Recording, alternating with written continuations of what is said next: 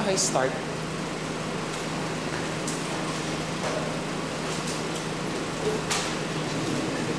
Hinanap ko kayo.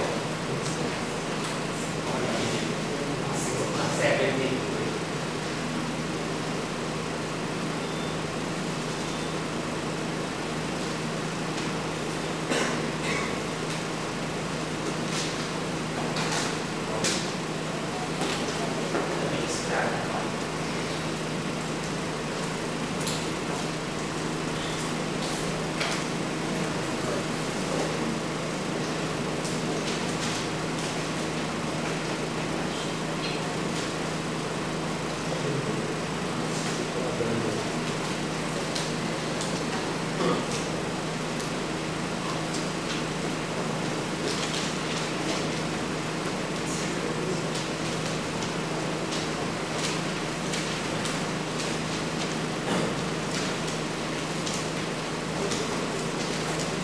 Okay, i-given tayo last time. Yung piecewise daw natin, define natin sa interval na negative 1 to 1. Tapos ito daw yung function, ito siya ma-define. Now, kung walang nakalagay na ganito, parang pwede mo lang siya graph ng singular, pero paano pa ganito? Okay, kung i-work mo na natin ito, sige, ignore the first stage.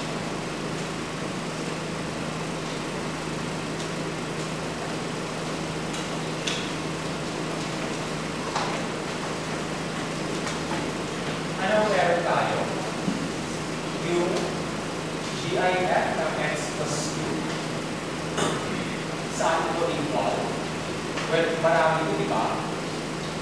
We can start at negative 2 if x plus 2 is between negative 2 and 1. Tapos if kung ito ay, ito naman negative 1, if less than or equal to x plus 2, but x plus 2 is less than 0, ang value dito ay negative 1, tapos dito 0, if x plus 2 is between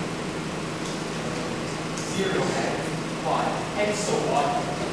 Tuloy-tuloy lang yan. So if we simplify, we will get here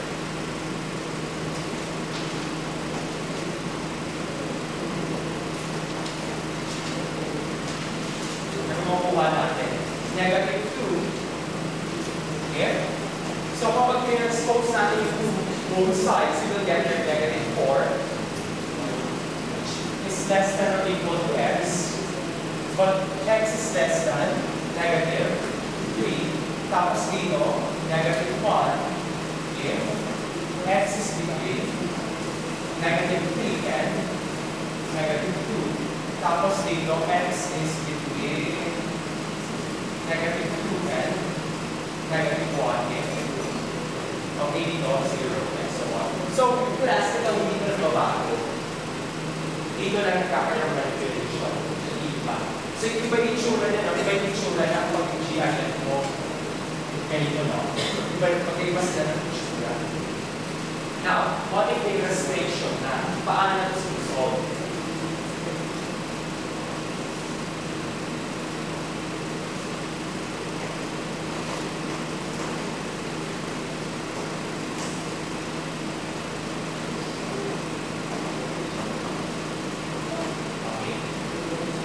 So, may restriction tayo from negative 1 to 1. Alam natin,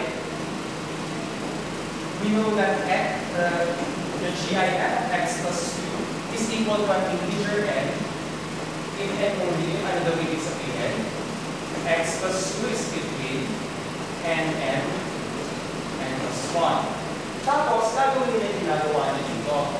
Lilipat natin dito sa kabila, so we will get here n minus 2 is less than or equal to x.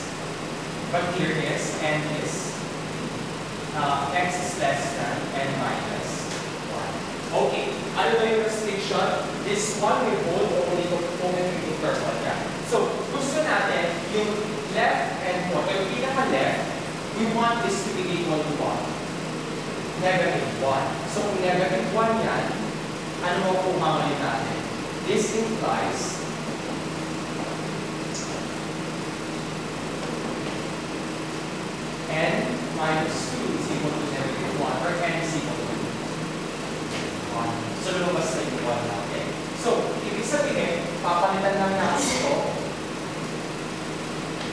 x plus 2 is equal to 1 if and only if 1 is less than or equal to x x plus 2 less than 1 plus 1, 2. Kasi lipat kayo dito sa kapila, ano makuha natin? Negative 1 is less than or equal to x. Dito naman tayo. So, di ba ang goal natin? Talasin natin ito in this manner here. So, ito, para alam infinite number of definition yan, alin dito na lang pipiliin natin. So, ito yung technique para malaman natin kung ano yung mga pipiliin lang natin. Hindi natin pipiliin lahat ng entries, mawawalan tayo ng oras kung ginawa natin yun. So, to find the entries, you just have to do this one here. So, notice that ito yung magiging functional value ng 1 if x between negative 1 and 0. However, ano yung value na from negative 1 to 1, hindi pa natin nararating yung right end point. So, para natin makarating yung right end point, ipagpapuloy lang natin. So, x plus 2 is equal to 1. So, negative 1 to 0 yan. So, ano susunod natin? So, kung n is equal to 1 lang yan, ano napili natin? We'll now choose n to equal to 2. So, choosing n is equal to 2. By the way, hindi ito arbitrary ha. Kaya n ito ang pinili natin kasi hindi na tayo tumigil n is equal to 1. So, crucial itong step na to para sa pamimili natin ng step na to. Okay? So, we will now get here the GIF of x plus 1, x plus 2 is equal to 2 if and only if x plus 2 is between less than or equal to, pag-plotting nyo naman siya dito. So that will be 2 less than or equal to 3. So you will get here, pag nilipat dito sa kapila, you will get here 0 is less than or equal to x is less than 1. Now, since narating na natin yung right end point, we stop here. Therefore, ang desired definition na natin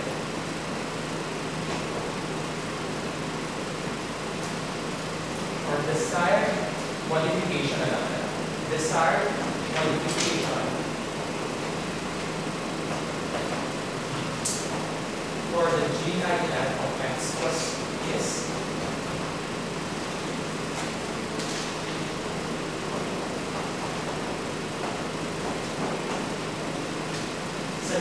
saan lang siya? Dalawa lang. It's 1 if x is between negative 1 and 0. 2 naman siya if x is between 0 and 1. Okay? So, nakuha natin na. Now, tatanggalin natin ito. We will remove here the equality sign. Bakit na tatanggalin yung equality sign? Kasi, hindi siya kasama talaga sa interval. So, that's it. That's the modification. Any question? So, kung wala na sa flow na ito. Try ko sa weekend, hindi ma-flow. Okay.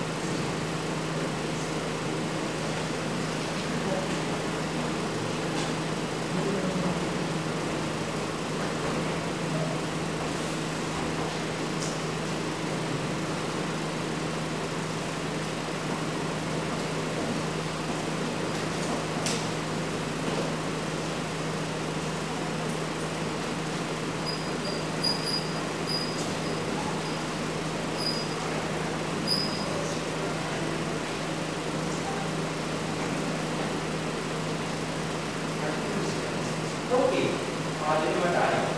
We now introduce one of the core concepts of calculus, yung limits. Ito yung magiging foundation ng lahat ng concepts ng calculus. So, an intuitive definition of limit is the limit of a function f of x as x approaches a.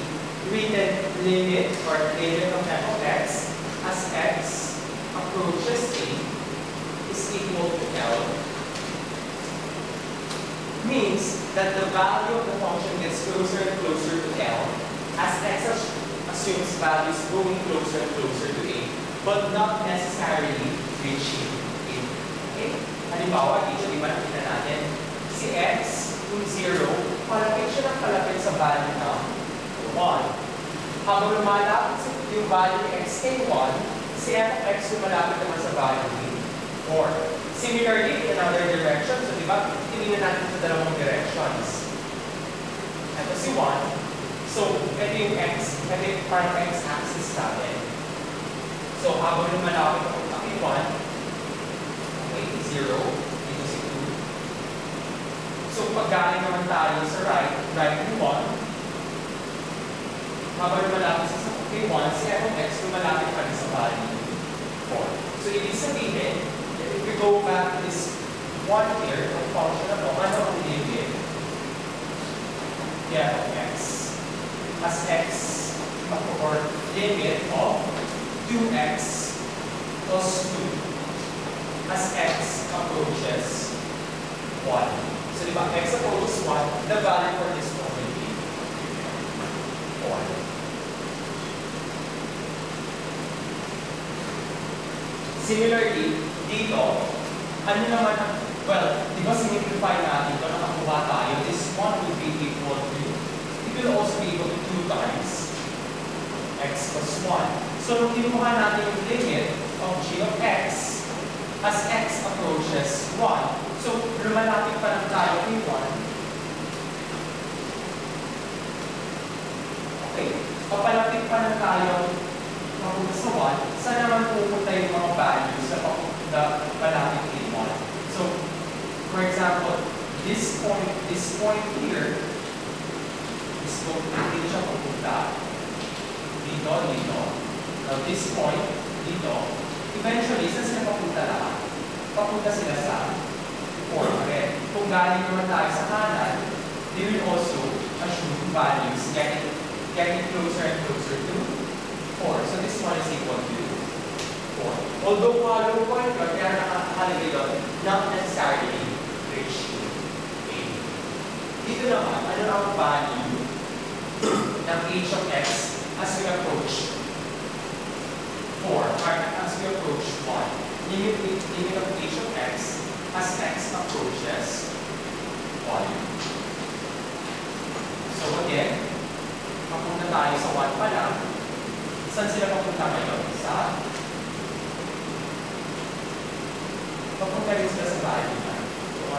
Papunta rin sila sa value na 4.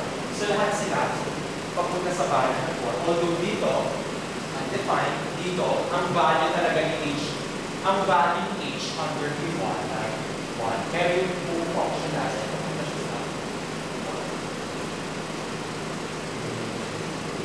Okay.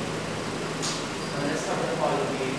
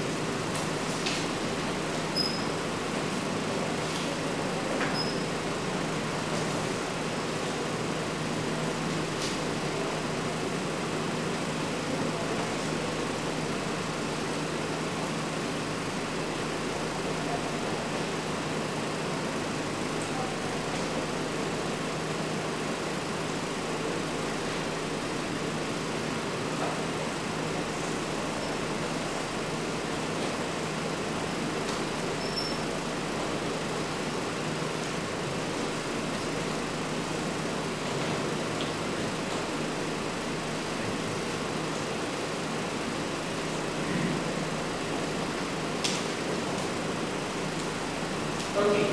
So, i-replace lang natin ito, another way to say this intuitive definition. We also say that the limit of f of x equal to L as x approaches a. If we can make f of x as close as we like to L, so yung counterpart as x approaches a. We're making, sorry.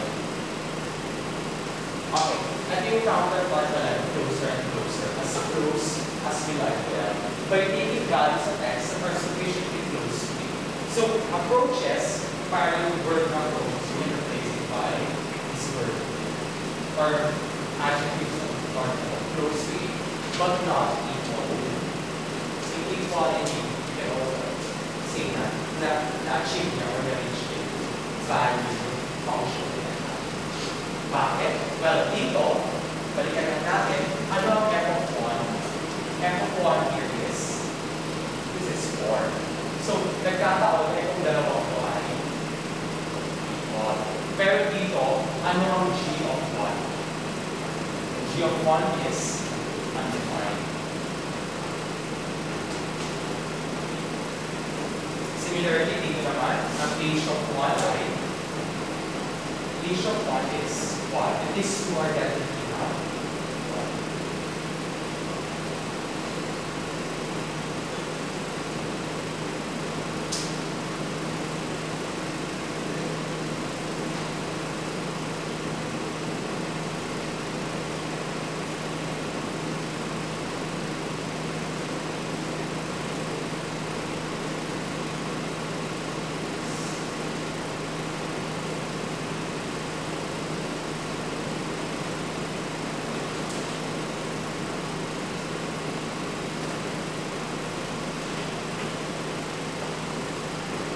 Now, of course, yung mga ganyung technical graphically mahirap. And what if ang given na tayo mga function sin x over x, yung mga ganyan na function. Hindi siya pala graph. Tapos, i-observe natin yung behavior ng function as x approach to particular number. So, we use particular theorems in order to help us solve our